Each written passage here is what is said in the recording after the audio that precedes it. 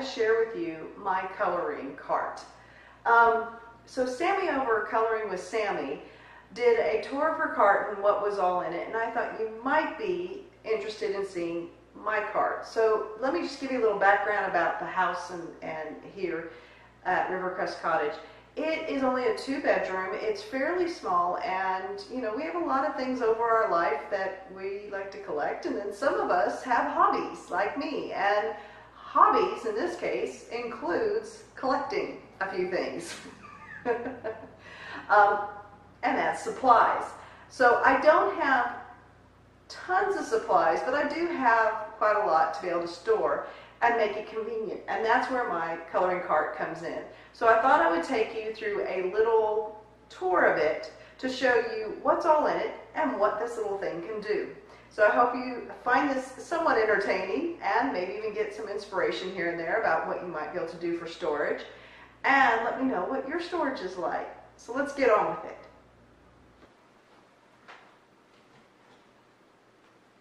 So I'm going to begin by actually removing these things to again show you what my little cart can do.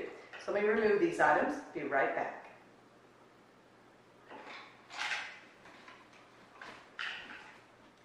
So it just turns into just a cart, right? With nothing on it. This is not the top of the cart. This is something separate. So let me show you what it is. One of the things that I need to be able to do is have most things do double or triple duty. So this cart is not only for storage, but it's also movable because it's on casters, and now I've turned it into a standing desk. The reason I have this is because my job, I do a lot of sitting all day long.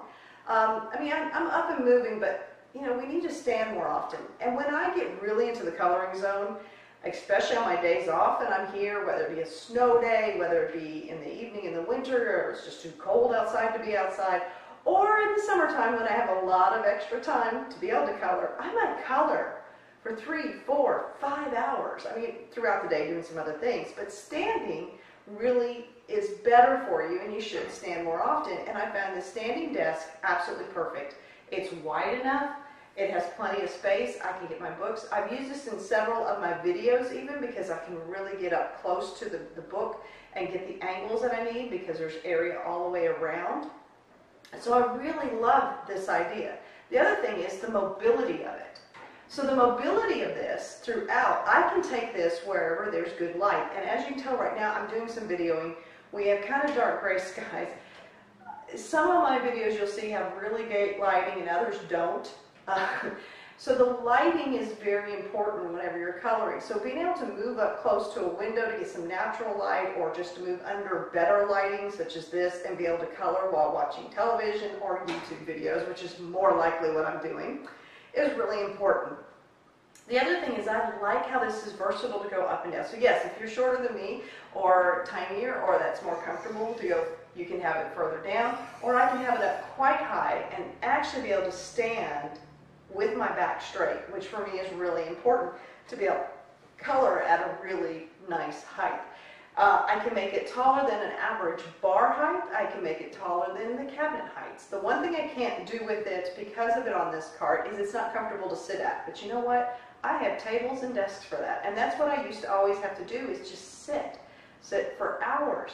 And now I can move this around. And I can move it around anywhere here in my cottage that I can actually get to light if I want. So I really love this. The other thing is it's easy to store. So just push this back down. Let me just show you. It is one full unit. This is not a QVC ad, by the way. I suddenly started thinking it sounds like a QVC ad. The thing is that you can see it's all one unit, comes off, and there's the top. And it hasn't marred my top, which is great. It is fairly heavy, so it's sturdy, and it doesn't move around very easily, which is, you know, important in case you knock it. But what I really like about it is I can just slide it over, and I put it right next to my couch. And you've probably seen it in some of my videos even. It's right next to the couch, and I can use it as a side table. So everything needs to be multiple use whenever you live in a small house with minimum amount of storage, and that's really what it is. So everything I have has multiple uses because of that. So I thought you might be interested in this little cart. And so I'm going to go ahead and start showing you what's in my cart, and we're going to start here with the drawers down below, just so you can see what I store in the drawers. So let me move this back.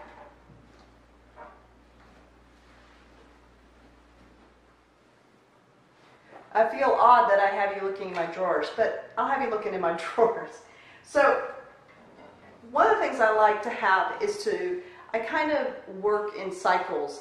Sometimes it's seasonal. In fact, a lot of times it's seasonal when I'm coloring. And rather than having to go and, let me just push it away, because all the bottom of this bookcase is my, well, you can't see it all. Let me move out of the way. There it is. See all those things on the bottom? Those are full of coloring books. So rather than having to go dig through each coloring book, or each one of those all the time for a book, when I'm working on something constantly, I put them in here. So my first drawer in here has some materials that I'm working on. Here's my tracing paper and stuff for Inky, or Ivy and the Inky Butterfly. At one point I thought, okay, I was going to work on my Johanna Basford's Christmas in July. By the way, it's now August. And I didn't, so it'll probably go back into its stack, or back into the storage on the bookcase fairly soon. But it was in here, and then I just have a few of my other books that I thought I would work on. And number one, the one that's in there the most right now, because I'm always working on it, seems like Ivy and the Inky Butterfly. So that's definitely in here as well. I've got Mythomorphia, I've got some other of my books. So I just store in here. The thing I like is if you think about Mythomorphia, it's one of our widest books that we have. Let me look at it compared to Ivy. It's one of the widest books, and it fits in here. And so everything can be stored flat, which I like. I don't have to have them up on their side where they're moving and bending as much. And so all my books actually fit in here. I think I have one really weird one, but it's like a watercolor book. And I didn't know when I ordered it how big it was.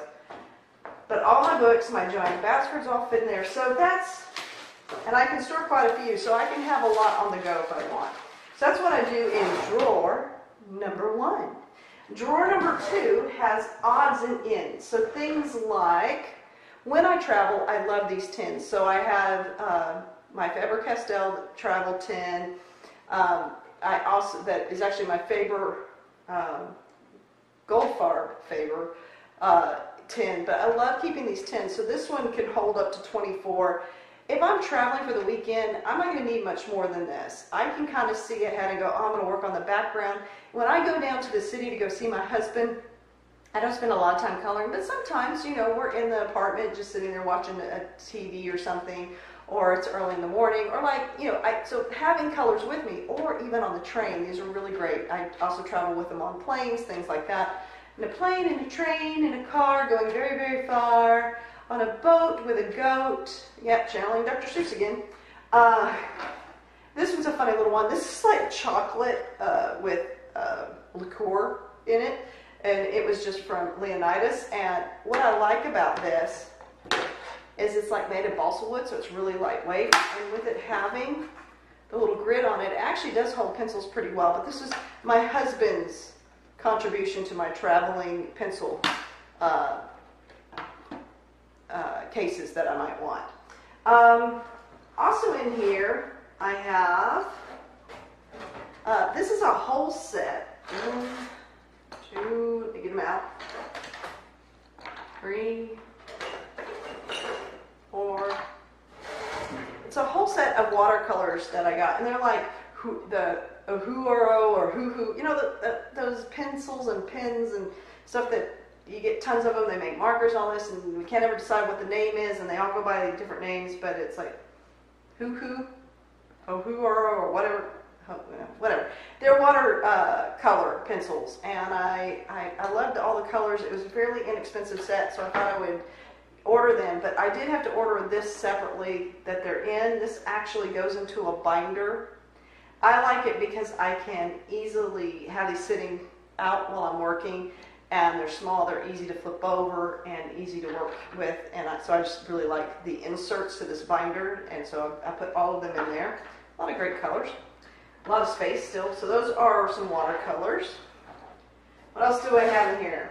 Like I said, this is kind of my drawer that's all my odds and ends, things that I'm not always using, but things I don't want to forget. And that's one thing that's nice about having this cart. Having everything kind of visually in front of you helps me remember to use it and not forget that I have that.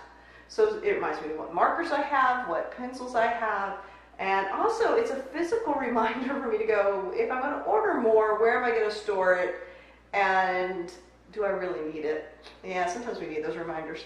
And that whole thing of need and want, that's a whole nother discussion. Alright, so here's my ink tints, a full 72 set. I really like these. I haven't used them in a long time. I probably need to bring them back out. I like them because once they're set, they're set. I don't have to use fixative. I don't have to do any of that. However, once they're set, they're set. So I need to play around with those a little bit more. And these are always fun. These are just my little lights. I love them. They're my little clip-on lights. I mentioned them in a video as well. They're nice because, as you can tell, and I mean, I don't even know right now how well the lighting is, but the lighting in the cottage has been a huge challenge for coloring. Perfect for reading in a lot of little cozy spaces, but for coloring it's a little bit different.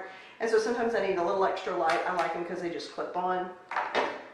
And they also charge in your computer. So most of the time I'm sitting near a computer coloring, watching YouTube videos, so these can charge, and I don't know if there's any light, but they're a pretty good light. Oh, let's see. Yeah, okay. So they do well for lighting there as well. And, ooh, let me put my sunglasses on. So I have two of those. One of them's charging, one of them's not.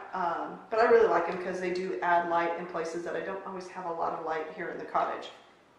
They go in there. And then the last thing that's in here is a jar. And you will notice, going forward, jars play a huge part in my life. I love all these little ball jars.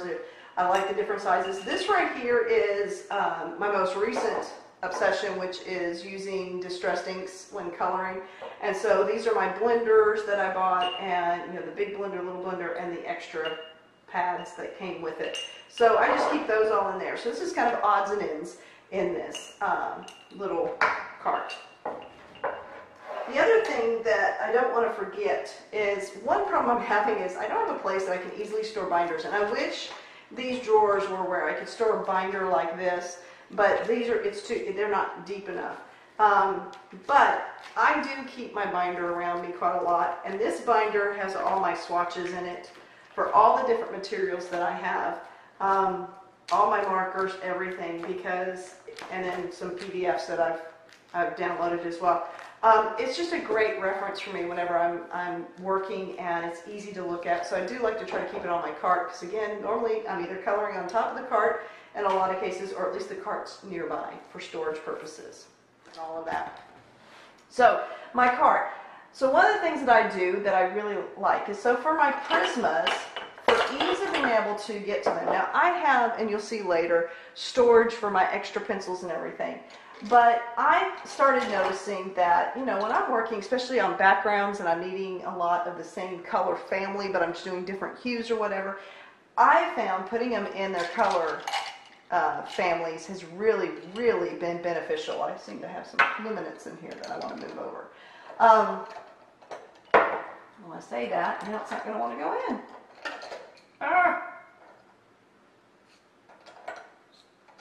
Sorry. Yeah, that would be in there. So these are all my Prisma colors, and of course they're all blue. Now what I've done is put them in small little pint jars, because this is easy for me to grab and take over to wherever I'm coloring.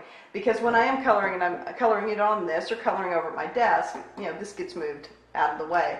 But I like the little pint jars. They all fit in here nicely. It keeps them kind of together. The reason why I like the pint jars is because they're tall enough that even when they get kind of short, they still will hold them up. I mean, I have a little short one in here. And it keeps them, you know, kind of standing up where I can see them easily. So I've just split them off into color families.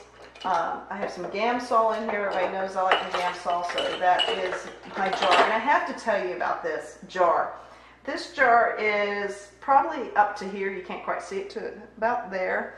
And this jar has lasted me for almost probably going on 1.5 to 2 years now, probably 2 years. And I still have some in my little Gamsol jar that I take everywhere with me instead of using it directly out of this. So, I mean, it's lasted me a long time. So, and I ordered another Gamsol. I haven't touched it. It's over in another drawer because I was scared I was going to run out of this, and this is just taking forever. So that is one way that I kind of coordinate and put my stuff in to these little jars. And I even use it for things like my brushes as well, and then my black and white extra Prisma Premiers there. So these are all my Prisma colors, and I've just separated them out by color families. Then right here just off to the side I've got my one little, so I'm starting to kind of start looking into Caran d'Ache and the Neo 2 colors and stuff and how to use them. And so I picked this one up. This one actually is of the kind of fall colors, and I like fall, and I really enjoy coloring at that time. So I'm going to start playing with those. I have a few other individual Neo colors that I've picked up. I'm not ready to buy the full set because I don't know how much I'm going to use them. And that is something that you'll see repeatedly. You know, almost everything I have in general, I'm buying in individuals and slowly accumulating if I like it. I try to get a small, so I started out with a couple luminance light colored blues because I'm always looking for the perfect color blue for some reason. Yellows as well, but and I wanted to try luminance, but of course they're quite costly, so I didn't want to go and try them all at one time and just buy them and then not use them, because I do have some sets that's probably what's going to happen. But so I've been slowly picking up a couple more, and I'm going to do quite a lot with them probably in the next couple months with these colors and see how they work. So let's get on with the other part. So here is what my other, I like to put these, my pens and group them all together, but I like having them in these little buckets because very often, so these are all my super tips, these are my Crayola super tips. I have, and I don't know that you can see it, I don't think it's gonna work. Right on the edge, I went ahead and put a label around it. In fact, you know what? When I will insert a picture of what these look like so that you can see it, a smaller picture in just a moment, and explain. So what you're looking at right there is the Crayola Super Tips, and at the bottom I've put on a little label. The label just comes from one of my little label makers, and the CST refers to Crayola Super Tips. This is if, for whatever reason, I don't know, it's just a way to catalog. And then there's a number, so one of you might see 04 something, 07 something, 02 something. That basically are numbers that I gave them. So each one of those super tips has that. Now I do this on all of my markers and pencils that don't have numbers, so that when I swatch them, I can have that number to reference. So these markers all look, you know, they give you a little color swatch at the little bottom here has the color on it, but very rarely is that really the color of the marker, particularly with Crayolas and some of the other ones. So that's what I do with my Crayola Super Tips. They're all in here. These are all my Tombos. Again, ones that I have individually purchased over time. I've been playing more with my Tombos. I've been just looking for that marker that really and truly, you know, I can work with, and I'm still kind of in search. I hate to say it, but I feel like I'm still searching a bit. I also have two, this is again more two that independently have went and bought just to see and play with, is the Zigs. They're both blue because I'm always looking for blues, it seems like. And then over in this little section over here, I've got, and these are fairly new that I just got, our Spectrum Noir. They have a chisel end, they're markers as well, and then more of just a nib, not a brush nib. I got these on sale off of Zulily, and I have been experimenting with them, and I do like how they work, kind of plain. These are my first alcohol markers. I like how they work. I like how they blend. They do a nice job. For me, I still have a lot of learning, but of course I can't use them in a lot of my books that are double-sided because it's going to bleed through. But I've started buying a lot of things with PDFs and things like that. And then a lot of my have to say, like my cheaper books are coming with where they're blacked on the back page, so they are one-sided. It's like your Jade Summers and stuff, so I could play with these in those as well, as long as I put something in between the pages. So this little caddy, let me go get a blank one so you can see what this one's like.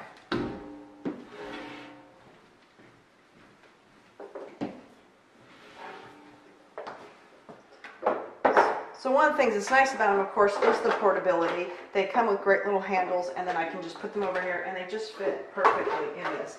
Now this old,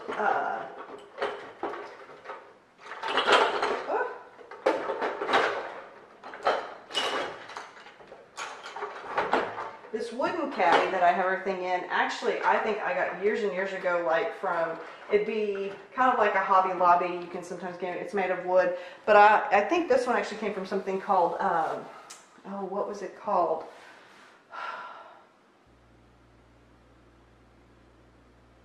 Well, it's not going to come to me. Old age has won. It is not going to come to me.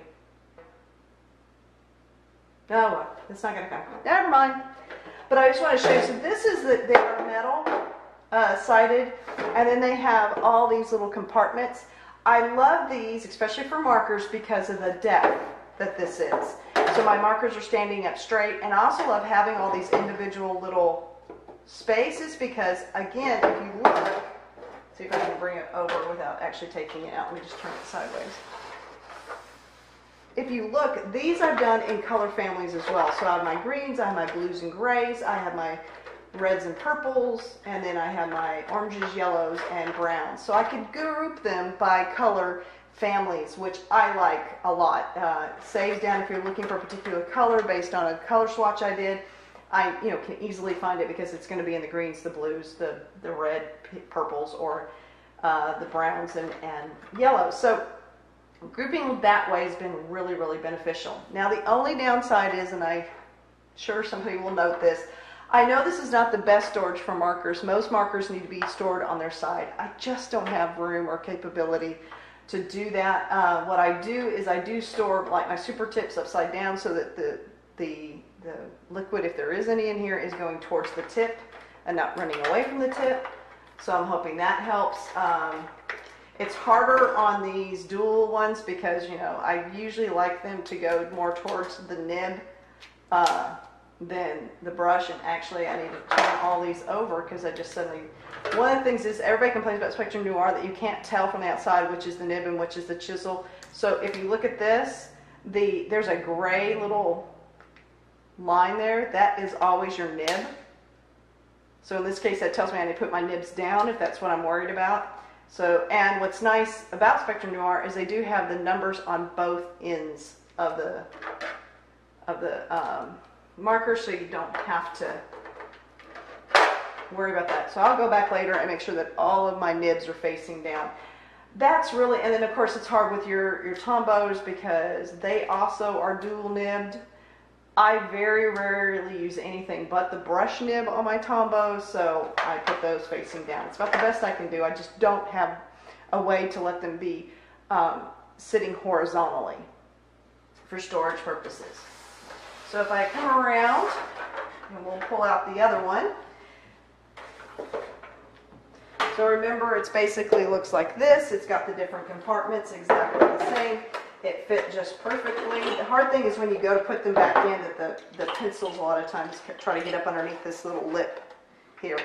But what we have here is more of my pens, and that was my big thing is I use primarily my Prismacolors all the time, so it's nice to have those out. But here I've put my Poscas. So I've got my Posca pens here. Now again, I probably should have them stored down. But they're paint pens, so you kind of mix them up anyway, and of course you push the front. But I want to be able to see what color they are, and because they only have the color on the lids, they're going to have to sit up like this. So I've put my small little ones, which are my, what are these? 0.15, is that what these are called? 0.7 millimeter. This is here, they're on this side, my smaller ones, and then the large Poscas here. So I have all my Poscas in there that I do own, and I have all the colors in the small. I love using the small a lot more than the big, largely because of the nib is different. So your small one, you have like almost like a plastic nib. So when I'm using it on coloring book pages, particularly Kirby Roseanne, I seem to use it a lot in his books, it doesn't really mess with the paper and tear it up, whereas these nibs on the larger ones are kind of, I don't know what that's called, but it's like a textured heavy-duty felt. I don't know what else those would be. With the water that you have and then putting this on the coloring book, it kind of tears them up, so you have to be really gentle with them. It'll start tearing up the paper because you've got the liquid from the paint, the acrylic paint in there, and then you're rubbing on the paper, so you have to be really careful and gentle. So I don't use those quite as often. Back here I have, and I'm not sure how long these are going to last because they're taking up valuable real estate on my coloring chart, are these chalk markers. Now I got this for a project that I did at work, and I don't know that I can use them in my coloring because they also have the same nib as these do, so they kind of have a tendency to tear it up, plus the chalk is a little bit chalky. But I might experiment a little bit more with them. I just haven't done much. In fact, you can tell most of these haven't even been used because they weren't colors that I needed at the time. So, and then I've got, you know, a ruler, I've got a hole punch because these are little things you never know what you need. I've got my scissors. So, oh, and I love these because these are like fussy cutting scissors. They're great. You can really get in. And I've got my black Faber-Castell pens I've got a couple of those in there. So that's kind of my catch-all. And right now what I've done is I've been working in Kirby Roseanne, kind of a background, and I have two backgrounds I'm working on, one that's green and one that's orange. So I have my Poscas set to the side over here just so I can easily get to them because there are two oranges in the Posca set, but I like this orange better for the project I'm working on. And then you go in here, and I bought some, what are these? Spectrum Sparkle pens. And I don't do Wink of Stella, and I don't have Wink of Stella. I don't have any little sparkle stuff. This is the only thing sparkly I have, and I ordered a couple of these because they were on sale on Zulily, and I wanted to experiment with them. I'm not taking off with them quite yet, but I think I need to play with them a little bit more. So if anybody knows, I'm hoping that that's sealed. But I also know that they can be kind of messy. I kind of noticed I had ones that arrived that I couldn't use. They were actually busted, so that was kind of pretty. But I have a couple of those. And then this is my newest acquisition that I have, and that is Prismacolor Premier markers. And I'm probably going to be doing some coloring. Well, I've already started playing with them. I swatched them out. I'm getting used to them. I compared them. I did a swatch to compare, you know, how close they were to the color they referenced. So this one I think is Deco Peach. So there's a Deco Peach in the marker. However, something I did not realize, I have picked out two different types. So I really wanted the one that had like the brush nib, like that a lot. But I thought I was picking it from the same spot. I guess I wasn't. And not all colors are available in these two different styles. So this one has a regular little nib, and it's got a chisel nib. All right, see that wide band? This one has a regular nib, and it has the brush nib. I should have got the ones with the wiggly lines. Yeah, see, I should have had that all, but I didn't. A couple of them I got chisel nib and didn't realize. But I'm just kind of comparing how close the colors are to my Prismacolor pencils. Because I'm familiar with those names and I kind of know what they are, I kind of want to start with this as my real foray. Is that? No. Foray? No. I wanted to use these to be my first introduction into really trying to use alcohol.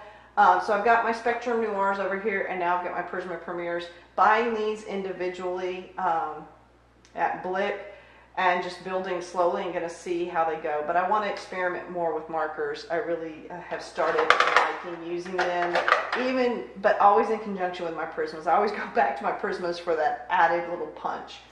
And then the other thing that I've done is, I was telling you earlier, so for my Neo Color 2s, right now, do you love how I love jars within jars? I'm a big jar fan. So this is just a reused jar. It's similar, or it is the same as the one that has my Gamsol in it that I keep in the back here. I like this one because it holds the Neo Color 2s really well. It's a shorter one, but it still holds them all up. And of course, what I've done is I went and I bought some Neo Colors, and I'm looking for ways to do water in a new and a different way. Maybe slightly quicker than my layers upon layers, and I want to experiment with these Neo Colors. So I bought some that are kind of in different blue colors, and then I tried to buy their corresponding pencil so that I get to play with my luminance pencils, also the Neo Colors, try them both out, and then see how I like them. This might be a Christmas gift that I'm asking for in the future, is the full set of Neo Color 2s or the full set of luminance, and I don't want to do it without actually using them and see if I like them. I have a tendency to keep going back to my Prismas after everything. Even if I like stuff, I still go back to my Prismas, and I think it's just, familiarity and how to work them. And then I showed this before, showed some of these distressed inks that I recently used. I have all of them in here, and again, what I love about these distressed inks is how they stack and store on one another. So it's really great. So they're stored in here, except for when they fall apart. All the different inks that I've bought so far to work on in my various books, and I've already done a video. I don't know what's going on here. I already did a video for those inks as far as how I've used them, and will continue to use them. And again, that's all due to Zucchini Kitty. She has got me hooked on that. So that's basically all these colors. Now, these are the things I feel like, I use my Prismacolors all the time. And then my markers I'm really playing with now, but I keep these all in this one little spot. I can see everything. Again, it's not the ideal way. I very rarely take the whole marker thing out. Sometimes I do. It's not the ideal way to store markers because, again, most of them do probably or would like to be stored horizontally versus vertically. But everything is in one little spot. My ill-gotten gains here being served. I really like these metal tins. They're really handy. You can use them for a lot of things. I have them all throughout the house. I use them everywhere.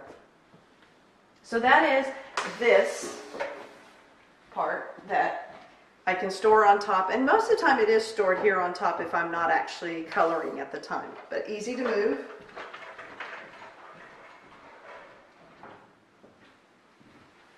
So now I'm going to go down to the lower part I was showing you with the wicker basket.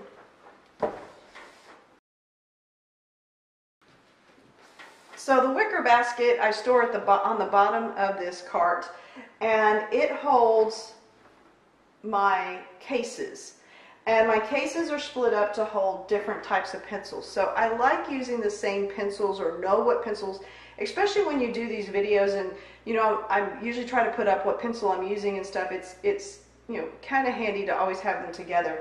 I very rarely mix all my pencils. I'm not at that point where I really do that. Again, most of my coloring is Prismacolors, and that has a lot to do with, I know a lot of people have them and are always looking for new techniques to use with them. But I do have here, this is a little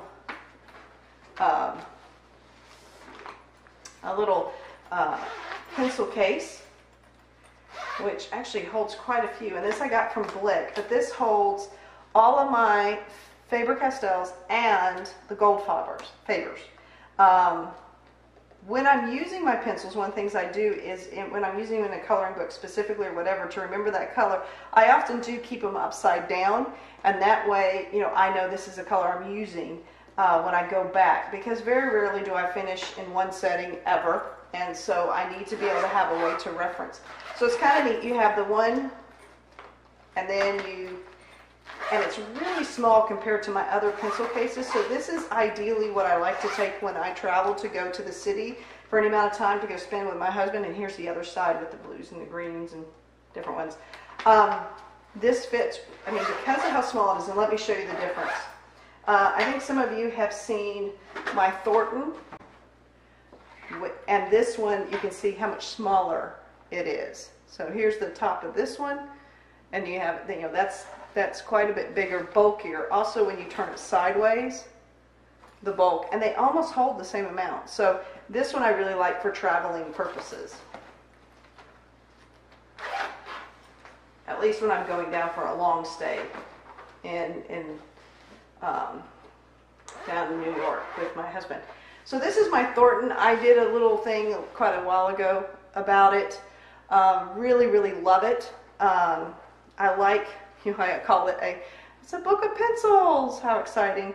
Really like it. And I like that each one is individually held, whereas that is the one downside to this one here. The smaller one I was just showing you. If you look, got to completely unzip it. And that's the other thing, you have to completely.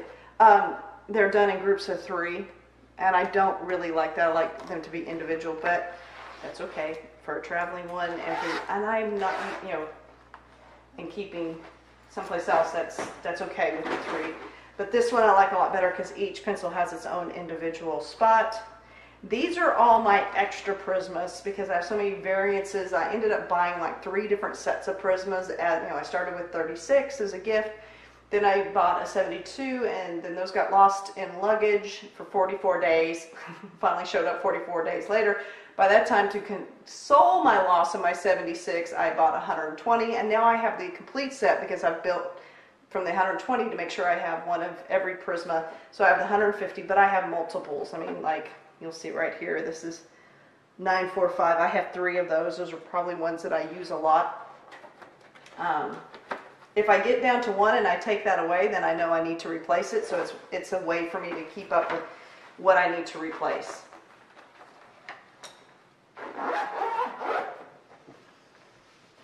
Put that there. That one you've already seen. And then I have my set of my Spearer Farbens. I love these a lot. Again, you can see I just do things upside down. So if I'm using this in a particular coloring book, it seems like the orange is always turned upside down. Honestly, I like using orange wherever I go. These are great pencils. I did a whole review of them. You can look on my channel and see it. I really like them. The downside is you can't get individuals. But I do love the tin and how it's stored. Again, in the review, I talk about that. This one was my original pencil case, and I really didn't like it once I got it.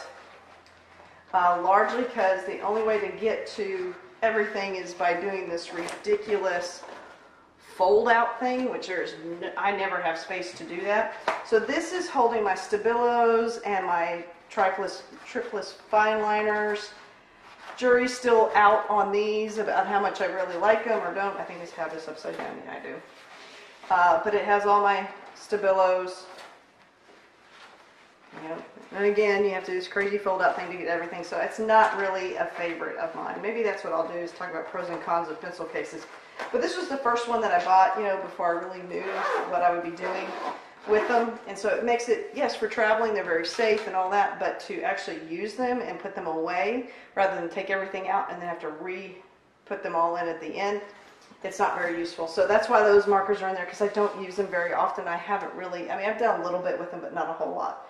And then this I actually use, this is the Faber-Castell tin that most of my Faber-Castells have gone in here, but this is also, this I can use as a traveling case. So if I'm going only for the weekend, I usually like something smaller to put my colors in. So like I will pick maybe 15 colors to take with me or whatever. And because I know in a weekend, if I'm going to the city, I'm not going to color that often, but I might color on the train down. I might color one evening while we're watching television if we decided to stay in. But because we're usually pretty busy when I go there, I'm not going to get to color a lot, so I can kind of pick what colors I'm going to take. The other thing is that I made a mistake and bought watercolors when I thought I was buying Faber-Castells. I ended up getting the Albert Dürer watercolors, some of these. So this is where they're stored, because I have this weird random collection of them and I've not really used them. Watercolors or something maybe I'll look into later, but so that's kind of extra storage. So I'm so glad that you came along and took a look at what my little cart can do and does do, looking at all my materials. I love having them in this type of visual because this reminds me what I have and keeps it up in my face kind of thing all the time. And that way I use what I've bought and don't forget about it. So as I always say, keep coloring those pages, and thank you so much for joining me. Have a great day.